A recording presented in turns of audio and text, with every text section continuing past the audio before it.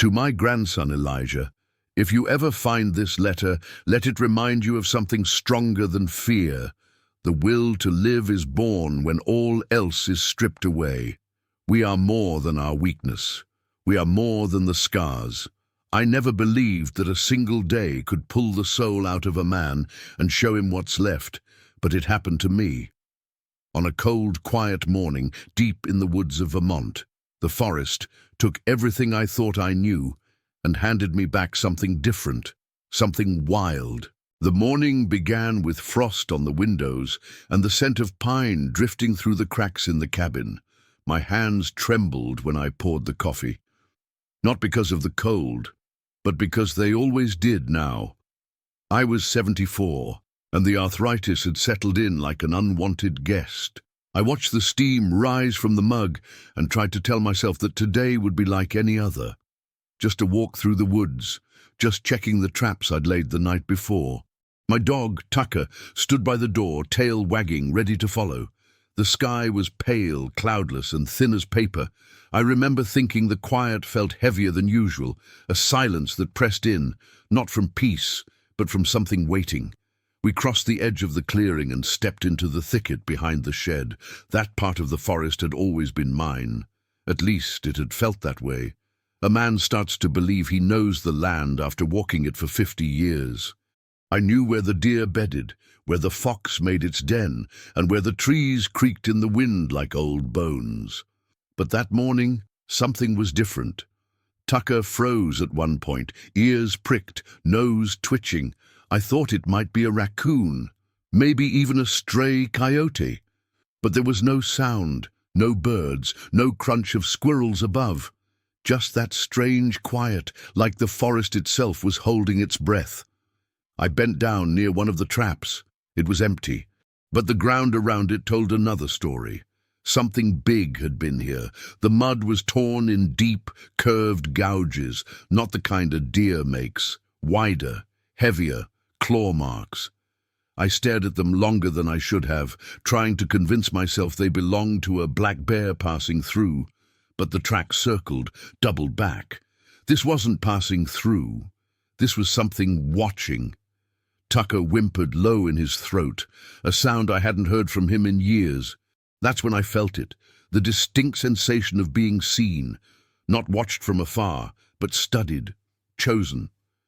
Still, I moved forward, stubborn as always, toward the far ridge where I'd last seen signs of rabbits. The trail narrowed there, choked by brambles and thick undergrowth. I stepped over a fallen log and heard the dry crack of a twig snapping behind me, not loud, not rushed, just intentional. I spun, but saw nothing. The trees loomed, bare and indifferent, barked once, sharp and urgent, and then ran ahead, hackles raised. That's when I caught a glimpse, just for a moment, of a dark mass moving low and fast between the trunks. I didn't breathe. I didn't move. There's a second, right before danger hits, where your body understands something your brain can't catch up to.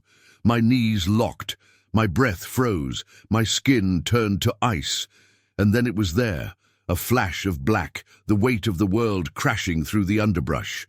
I didn't have time to run, didn't have time to scream. The bear was on me in seconds. I remember the sound first, not a roar, but a deep, wet grunt. Then the eyes, black, expressionless, and far too close.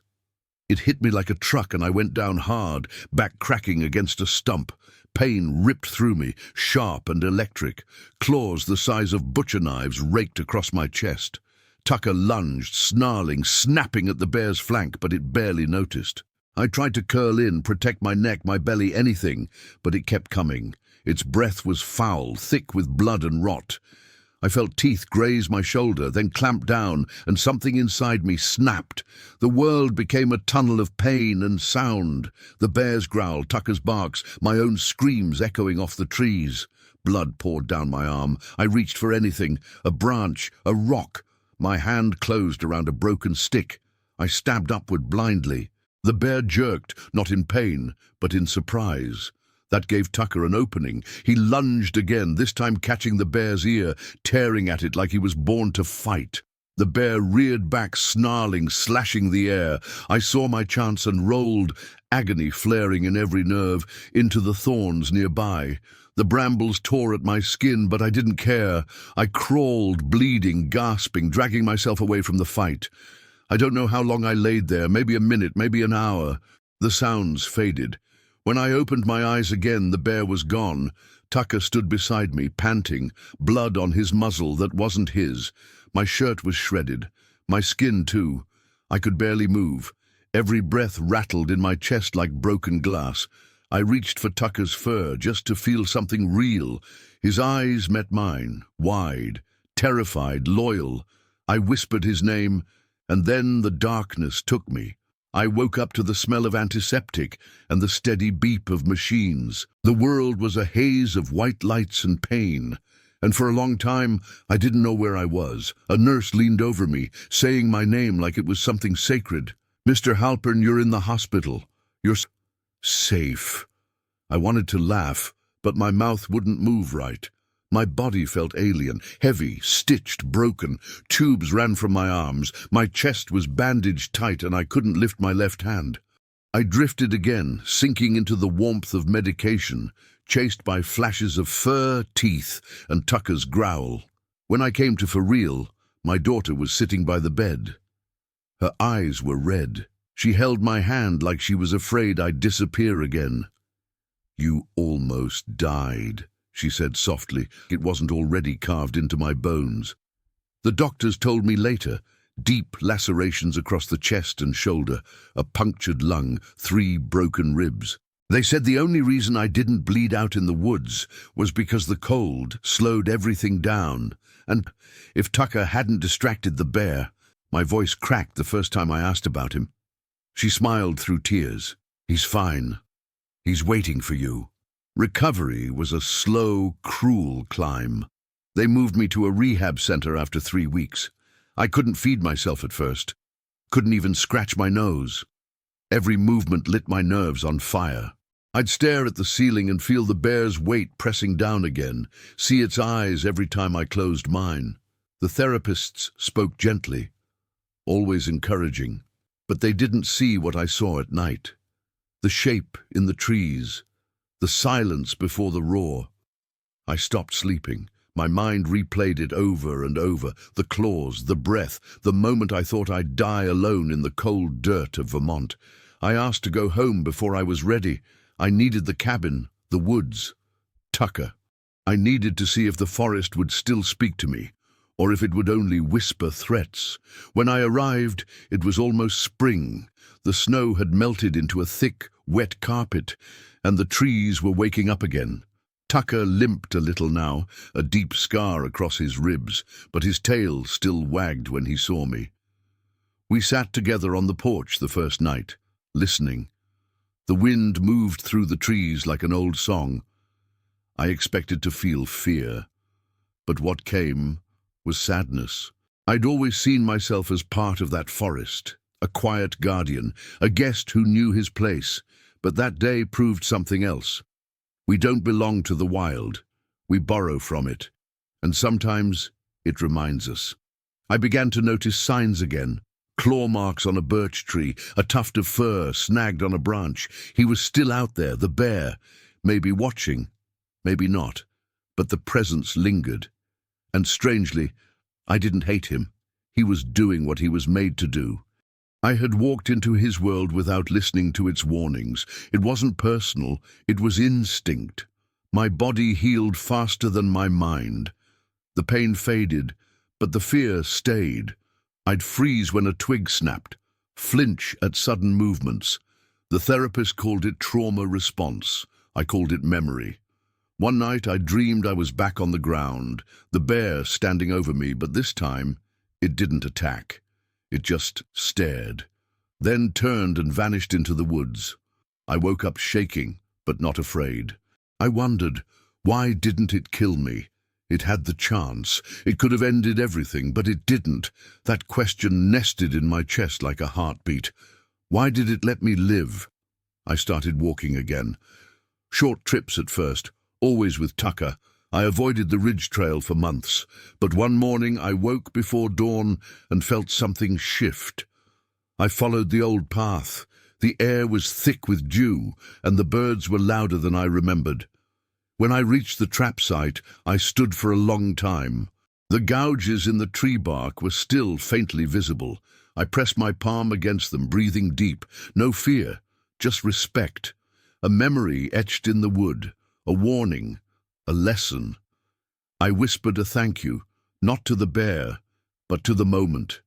I wrote about it in my journal every night, the pain, the questions, the strange gratitude. I even drew the bear once, not with anger, but with awe. There was a moment, one particular night, when I stood on the porch and thought I saw him again. A dark figure at the tree line, motionless. Tucker didn't bark. He just sat beside me, ears tilted. I didn't move. I just watched. And then, as the wind shifted, the figure faded into shadow. It might have been nothing, but I believed it was him, watching, waiting, making sure I'd learned something. I decided to leave something behind in the woods. I carved a small wooden totem, not of a bear, but of a man and a dog. I placed it beneath the same stump where I'd nearly died, not as a warning, but as a tribute, a marker of the day everything changed. Some part of me stayed there under those trees, the part that thought he was invincible, the part that forgot nature doesn't owe us mercy, and something else grew in its place, a quieter version of myself, humbled, grateful, still wounded and but whole in a different way. And now, every spring, I return to that trail, not to conquer it, not to forget, but to remember. I speak aloud when I walk. I say thank you. I say, I'm still here. And sometimes, when the light filters through the branches just right, I feel that ancient presence near, watching, not as an enemy, not even as a test, but as a mirror. That day in the forest didn't just wound me. It stripped away the noise of my old life and left something raw, something true, something wild that still beats beneath the skin. That day, the forest didn't try to kill me. It tried to wake me. And though it broke my body, it gave me back my soul. I woke to the sound of beeping and the sterile white light of a hospital room. My first breath hurt, like I was swallowing knives, and for a few long seconds I couldn't tell if I was alive or somewhere else. Tubes were coming out of my arms, and there was something cold and tight wrapped around my chest. I blinked against the brightness, tried to move my hand, and felt only a dull, aching resistance. A nurse noticed I was awake. She said my name gently, like she was trying not to break me. "Mr. Halpin," she whispered, "you're safe. You made it." I closed my eyes. Safe. The word meant nothing yet. The first few days blurred into a stream of IV drips, quiet footsteps, and the click of machines. I drifted in and out of sleep, chased by fever dreams that twisted the bear's face into something monstrous. My body screamed with every twitch. They told me later that I'd lost a lot of blood. My left lung had collapsed. My collarbone was shattered. They'd sewn 32 stitches into my chest, 12 into my shoulder. My ribs had splintered like dry wood. I kept hearing one thing over and over. "You were lucky, lucky." I wanted to laugh. I couldn't. When my daughter arrived, I could see the years I'd lost in her eyes. She hadn't seen me in months. We'd argued over the cabin, the isolation, my stubbornness. Now she was holding my hand gently like I was glass. "You almost didn't make it," she whispered. I couldn't speak. I didn't know what to say. Her hands trembled. She wouldn't stop touching my face, like she was trying to wake me from something. When she saw the bandages, she turned away, and still, I was alive. I didn't know why. The bear had me. It could have ended me in seconds. So why didn't it? I asked about Tucker the moment I could form words. My daughter smiled, tearful. "He's okay," she said. "Bit up, but nothing serious. He stayed with you the whole time. Wouldn't leave you." I wept then. I wept hard. That dog had saved me, fought a bear twice his size and stayed by my side until help came. I imagined him, muzzle-blooded, standing over my unconscious body in the snow, growling, protecting. He was the only reason I was still breathing, the only one who didn't hesitate when death came for me in the trees. The pain in my body was only half of what I carried. Nights were the worst. Every time I closed my eyes, I saw it. The flash of movement, the weight crashing into me, the claws ripping across my chest. I'd wake up choking, covered in sweat, my heart pounding like it wanted out of my ribcage. Nurses said it was normal. Trauma, they called it. I called it being hunted. Even in the safety of that hospital bed, I couldn't shake the sense that something was still watching me, like the bear had left more than just scars. I started dreaming of the woods, but they weren't peaceful anymore. In the dreams, the trees leaned in. The sky was dark. I'd hear footsteps that weren't mine. Sometimes the bear appeared, standing just outside the reach of light, not charging, not roaring, just watching, studying, like it had unfinished business. I'd wake up gasping. The doctors increased my medication. It numbed the pain, but not the fear. The bear had carved its way into my mind as deeply as it had into my flesh, and I didn't know if it would ever leave. After 3 weeks, they moved me to rehab. I couldn't lift my left arm above my waist. I couldn't sit up without help.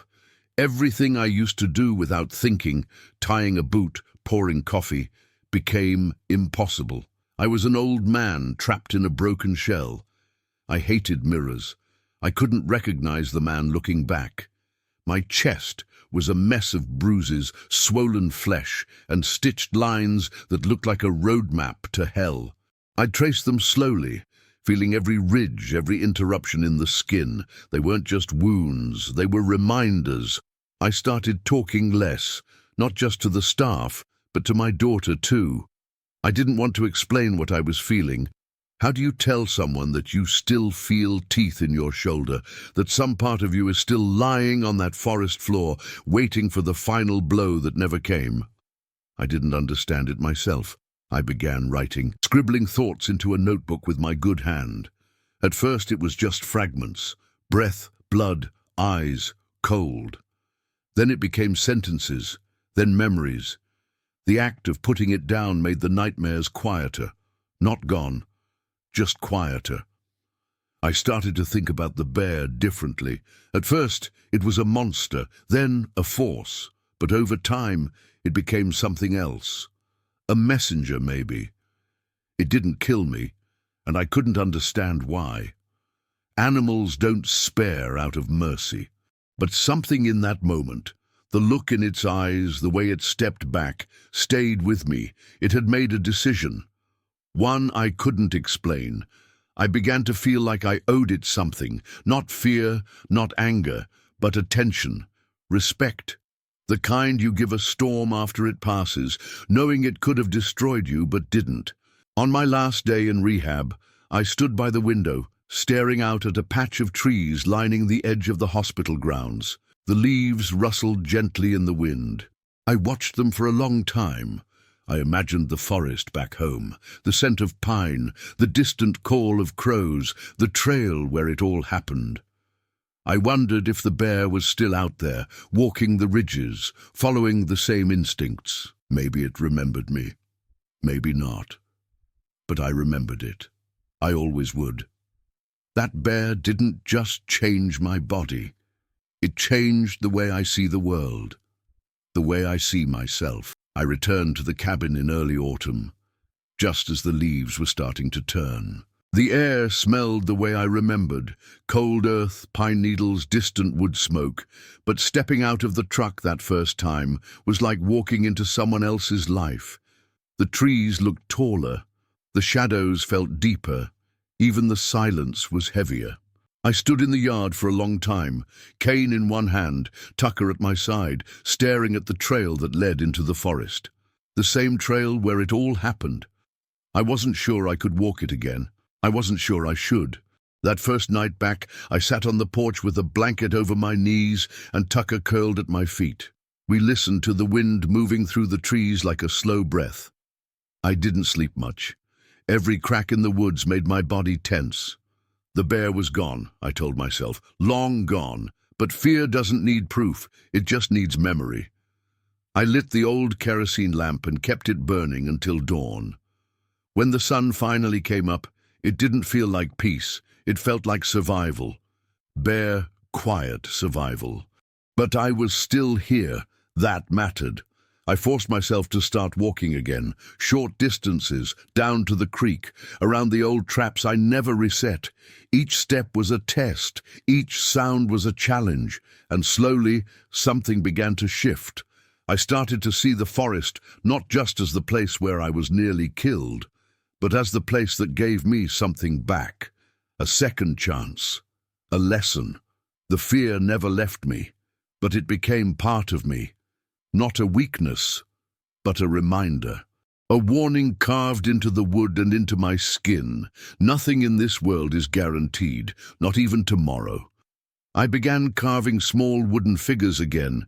It had been a hobby before the attack, something to pass the time. Now it felt different. Every cut into the wood was a meditation, a memory. I carved animals mostly, a fox, a deer, a bear. Not fierce, not roaring, just standing, solid and real. I left them around the cabin, on the porch, on the windowsills. I didn't call it healing. I called it honoring the wild, and what it took from me, and what it gave. I didn't know if that made sense to anyone else, but it did to me.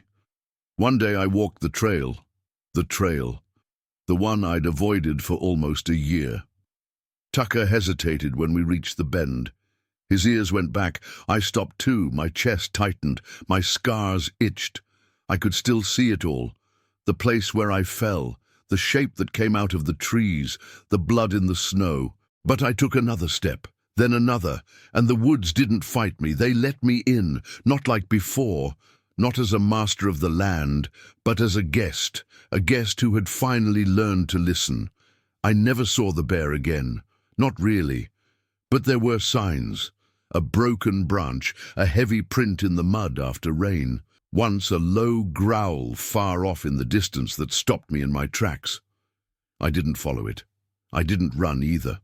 I just stood still, heart pounding, and whispered something I hadn't said out loud until then.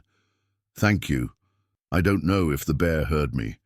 I don't know if it mattered, but I needed to say it. For me. For the part of me that lay bleeding in the dirt and got back up. I started writing letters to my grandson. He was only 9, too young to know what death smells like, too young to understand what claws can do to a man's chest. But someday, he will read them. He will know what happened. And just maybe, he'll understand what I mean when I say the bear didn't just take something from me. It gave me something too. A reason to slow down, to look around, to feel everything, even the fear, fully and without apology. That's what being alive really means. 2 winters after the attack, I built a small cabin deeper in the woods, not to live in, but to leave behind. A shelter, a place for anyone who ever gets lost out here. Inside, I left a journal, a flashlight, a carving of a bear and a man sitting back to back. No names, no explanations, just a space where someone else might one day sit and remember that the forest isn't cruel. It's honest, brutally, beautifully honest. You just have to know how to hear it. The attack didn't break me. It changed me. It stripped me down to nothing and left only the parts of me that mattered. I lost blood, bone, pride, but I found something I didn't know I'd been missing. Clarity about what I fear, about what I love, about what kind of man I want to be with, whatever time I have left. The scars still hurt when it rains, but I welcome the pain now. It reminds me I'm still here, still breathing, still watching the woods. That day, the forest didn't just leave a scar on my body, it carved a truth into my soul.